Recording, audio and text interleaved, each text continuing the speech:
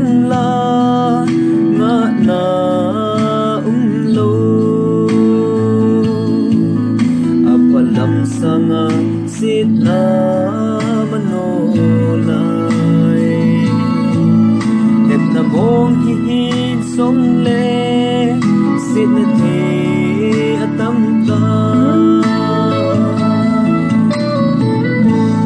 không đồn lại info lung ngày sa atam thì một dân đinh nôm lô thì một đinh riêng cơ vô in là thu sang in và ngài sang lấy xe thu Christa ngài lu lâu free stand to God here the home kune nung kisi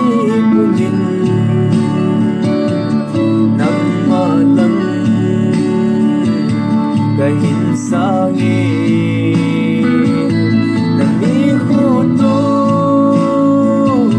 nani huton lang di ngay dam min o pagka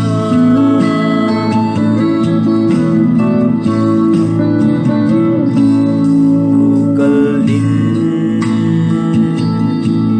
kiman son sit polkit loading asilam su thet a apa kol sa ding im ye sa uma i hong phasing